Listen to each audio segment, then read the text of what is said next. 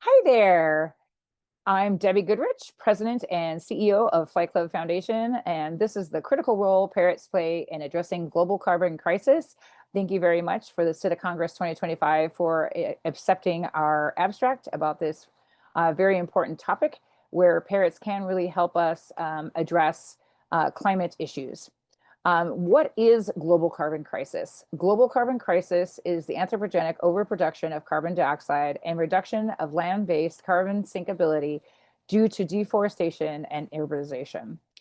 Parrots play the critical role because they are found in the largest land carbon dioxide sinks of the world, the Congo Basin and the Amazon Basin. So because they live there, that's their most important role, because when we save the parrots of that region, we're saving the forests of that region, and we're also saving the carbon sequestering ability of that forest. So there is a direct correlation there, but there are other correlations you will soon see in this poster. Our main objective of this poster and coming to you to the Congress today is to address the term climate change. Climate change, unfortunately, is extremely problematic in scientific vernacular because it is confusing, because it's a naturally occurring process that has been a naturally occurring process for a long period of time. Matter of fact, ever since the advent of glaciation on the polar ice caps. So climate change is a naturally occurring process versus the process and crisis we're currently facing now is anthropogenic, 100% anthropogenic in nature. So we need to find a term that is anthropogenic only and not a term such as global warming or greenhouse effect, because even those terms relate to a naturally occurring process. We must separate the naturally occurring process from the anthropogenic process, and global carbon crisis is a good ticket to do that. That's why we're trying to address this today, and also understanding the important role carbon dioxide plays on the ability for not only parrots to survive, but for all of us as well. So our biggest problem right now, as far as climate change, is global carbon crisis. Too much carbon dioxide is being produced. We can see this effect here on this first chart from NOAA. On this first chart that you see, this blue line here is your normal, relatively normal, or what's occurring, shall we say, carbon dioxide in the atmosphere of the planet. This second line that's in black is the production of carbon dioxide from human cause. We can see the difference in ice core data that is going on over this period of time, this difference, and that's how we can come up with what we know is already occurring in the atmosphere versus what we know that we are creating by a difference.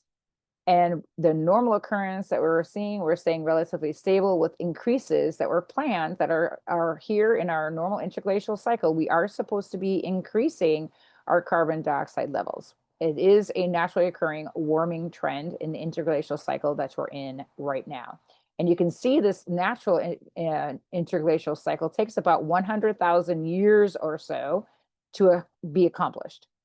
What we're seeing now, however, instead of this longer term amount of carbon dioxide being produced over 100,000 years, we're seeing it being produced and affecting our atmospheric carbon dioxide at a logarithmic level.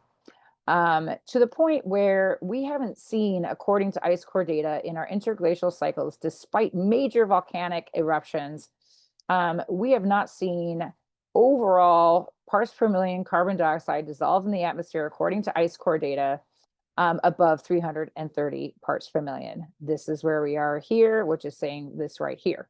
427 parts per million is currently dissolved in our atmosphere right now. And that is extremely problematic because where it's mostly being sequestered is into the ocean.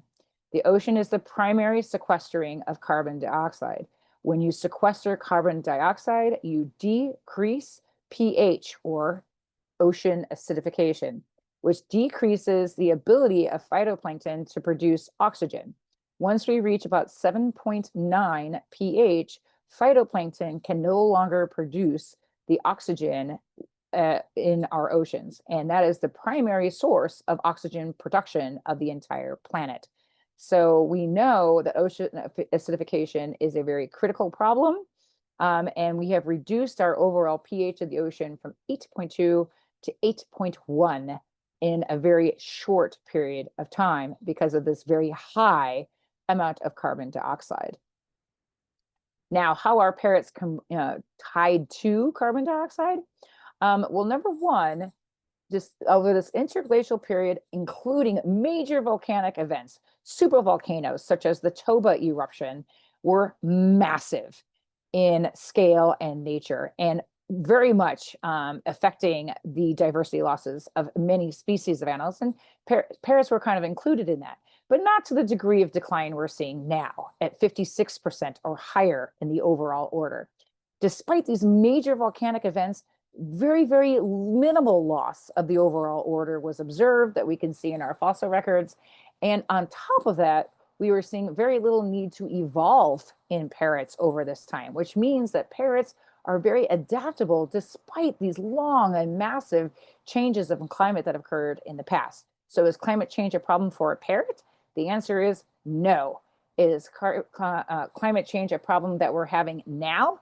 The answer to a lot of scientists is yes. But calling it climate change becomes a problem versus calling it global carbon crisis.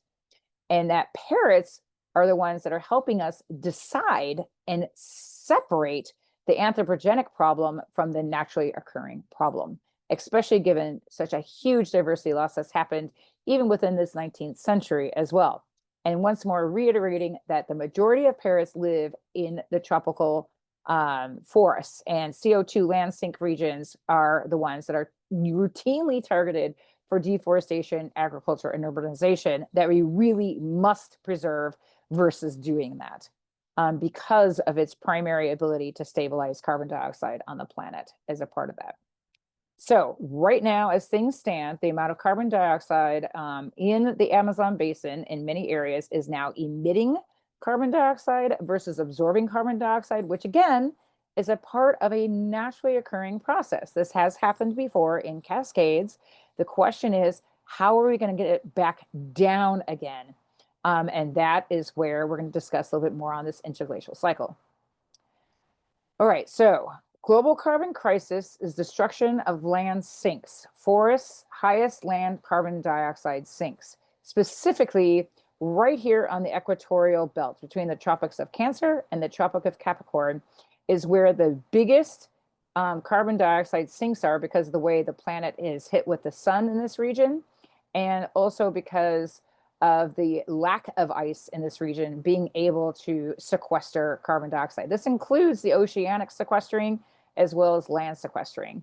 This area here tends to glaciate over in our normal interglacial cycle, and same thing with our Antarctica region as well. So these don't really absorb carbon dioxide, and they often do reflect sunlight. So the part that really makes a big difference is right here in our major equatorial zone, which of course is exactly where parrots are found. So we can see that if we protect this region for carbon dioxide sequestering by protecting parrots, which are found in those same regions, it makes a very, very, very important correlation. And as we know from deforestation occurrences that we look at in our overall studies that are occurring, and if you take a look at our citations at the end of the paper, we can take a look at that. But this is looking up till 2015 as far as amount of millions of hectares of equatorial forests that are lost. We saw in 2012 about a little over, right close to 7 million hectares lost, and we are noticing a trend that kind of like we peaked in 2012, and then we're starting to bring that back down in our equatorial forests of starting to reduce the amount of loss, which is critically important. However, what we're seeing, so we're starting to protect, like we're seeing that Brazil is signing up, and some of Africa is signing up to trying to protect a lot of these forests. But right now, Southeast Asia, which is a major stronghold as well, is not. And it's also a major problem in parrots as well. So the forests are getting harmed and the parrots are too. So you can see the deforestation is really getting hit in Southeast Asia. When the planet has had normal interglacial cycles, it had lots of forest. So this is kind of our history of the forest. That's what this chart's basically about. And this is from Our World in Data. So our planet has 71% coverage of ocean, 29% of land. Of that 29% land, 71% of it is habitable. The rest is barren. And then we have glaciers. So within this range of habitable land, we have our fresh water, which is 1%. And as you can see, this 1% stays pretty consistent over time. Well, a lot of that fresh water stays consistent because we have forests to keep fresh water replenished by capturing moisture over the forest and sending rain globally. So this is why we can have this nice replenished 1% staying very consistent over time. At this time, right around the time we started creating agriculture, we're seeing in sedimentary data and other forms of data in our anthropology studies, is that we're seeing right around the time of agriculture starting about 10,000, 12,000 years ago, we had about 57% forest coverage. And as far as in the fossilized data that's out there, we're now at about 5,000 years into having agriculture present. Forest disappeared by 2% already, and that is without modern technology. That's just regular use of agriculture alone. And then 44% was wild grasslands and shrubs, which is to be expected on the area. So notice that 44% was wild grasslands and shrubs. So you can see that actually increased as the forest decreased as we're trying to learn this whole process of agriculture. Now we're entering mass agriculture. We're starting in the 1700s. We're seeing that invention of machines, the cotton gin, to increase our agricultural stretch and reach. So it means that we're actually able to now start getting into the forest even more. So we're starting to decrease the forest over time. To the point now we're at about 38% forest. One of the reasons why I really like this particular chart is it's showing you also not only the percent forest loss, what crops are doing, what grazing is doing, what urbanization is doing, which is right here, versus the amount of wild grasslands we have left. So that's a biome we also need. It's not as critical in carbon dioxide absorption, but it's also critical for a lot of our species that rely on grasslands, including birds. But what's interesting to me is people have pushed this vegan thing being a little bit more green. And so we saw that 31% grazing went up to 32% in 2000, and then that big vegan movement happened. So by 2018, overall global grazing actually dropped by a full percentage point. That's actually big. In the meantime, crops increased. In the meantime, forests remained steady. But as you're increasing the need for more crops, you're going to definitely be impeding on forests because obviously crops need sunlight. And of course, the forest is found in those regions of sun. So that is why it's really, really important to protect the forest. So obviously, parrots are found in the forest. Obviously, forests do help absorb carbon dioxide.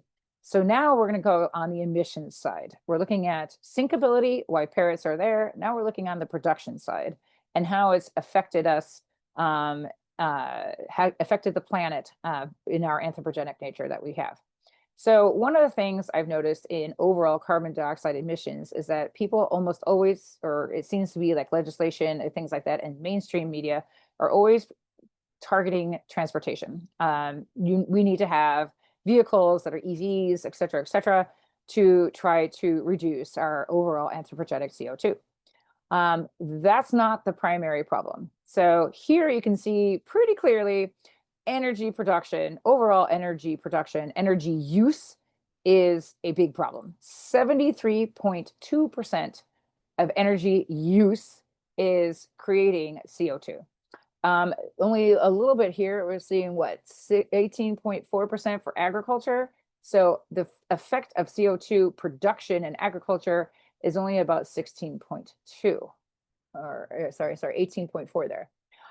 So it's our grid that's the problem. And obviously with technology production such as AI, that pressure of building more grid, more energy is going to create more carbon dioxide. So using something like AI technology, which requires more energy, which then requires more CO2 production, is something we really need to address and look at. The one thing cool about this chart is it also breaks down this energy use into different areas. So you can see how much actual transportation is taking, like we're talking shipping, all the way from shipping to trains to cars. And it's like, less than 16.2% is all transportation versus industry is 55.3%. And this is as of 2016. So what we're going to tie in here a little bit more, because you guys can probably see some more things going on, is this production thing. So who's producing all of this? We've been number one in the United States for a very long time in our carbon emissions because of energy requirements. Now CO2 has taken the lead. China has taken the lead over CO2 accumulation. Just to give you a little taste of how much CO2 we are producing, that is 254 million tons of carbon dioxide in 2013. And that is not even with the advent of artificial intelligence, which is requiring more energy use. The planet has been around a while. And this particular chart that we're looking at here is from Paleotemps, from gergs.net, which is a ice core data think tank. And we know that carbon dioxide does affect the overall global temperatures of the planet as well. And you can see here, this kind of area right here that's been highlighted red, we've had a nice stability.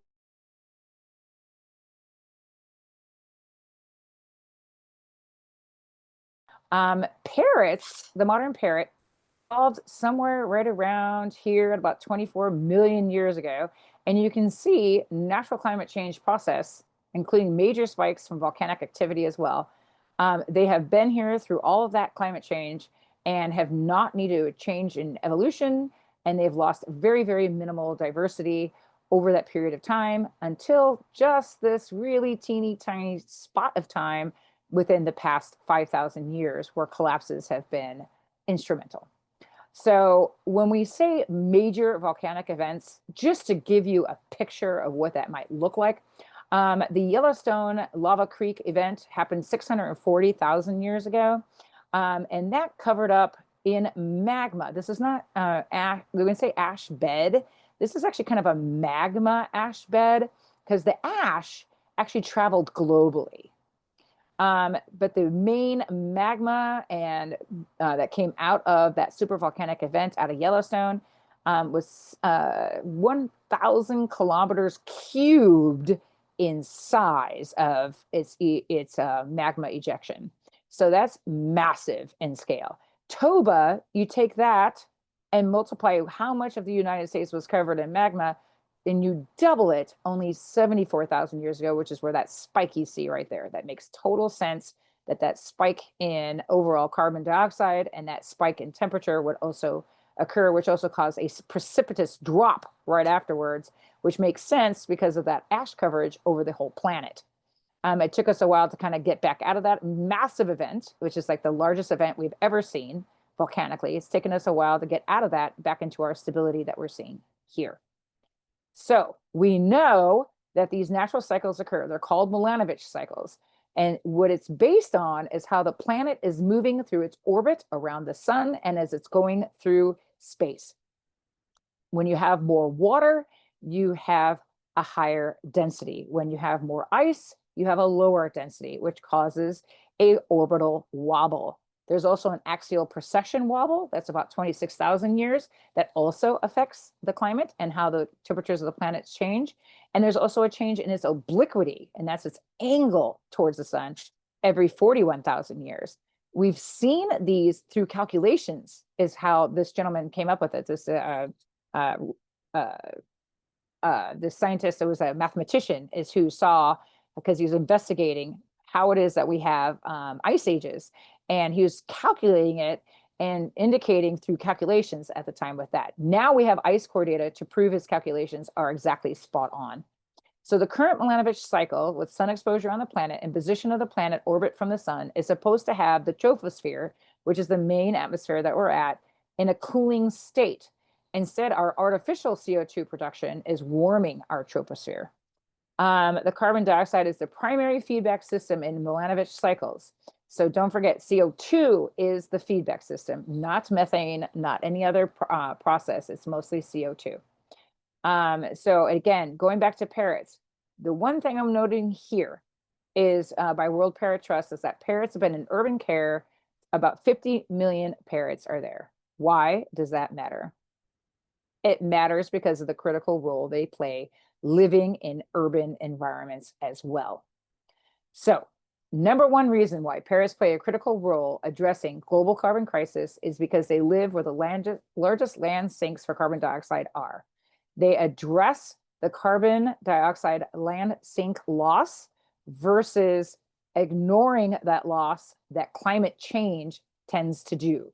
Climate change tends to only focus on emission and very little on the carbon land sink loss. By saving forests, we save parrot diversity strongholds. Current overproduction of carbon dioxide is increasing parrot population declines. That's the second biggest part of this. So as we are increasing carbon dioxide because of industrialization, parrot populations are declining. Parrots relate to people, including their distribution. So everywhere on the planet, people are seeking for resources are the same distributions parrots are in. So that's reason number two, parrots are very critical in addressing global carbon crisis. So parrots are globally distributed naturally at about 5 to 7 continents. People are in those same continents and they have the same distribution locations. Feral parrot populations are frequent in urban areas and they can survive in urban areas. So we know parrots can survive urbanization. So urbanization itself is not causing the decline so much as the deforestation that's causing the decline. And then urbanization after that because it's then gone. But parrots are so adaptable, they can adapt to urban areas. So again, it goes back to the fact that parrots have been pets since 5000 BC. Parrots will always be around people. It is a fact we must accept, and hopefully we can use to reverse the role that the pet industry has had by making sure that the pet industry instead contributes to the global conservation efforts because they live in these urban environments such as our back homes, our backyards. So here in the United States and in many places, climate change is not being addressed because of this NIMBY attitude. NIMBY is happening when people take no action or deny action is needed. The immediate living situation does not appear to have a problem. I don't have a problem. I don't see a problem. Matter of fact, it's snowing here right now. I don't see it warming the planet. It's snowing.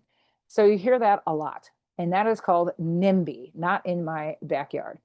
The nice thing about parrots living in our living rooms is that they can address that it is in their backyard. We can actually use these guys to talk about the fact that we are living in the largest creation of carbon dioxide, which are the metropolitan cities of the world.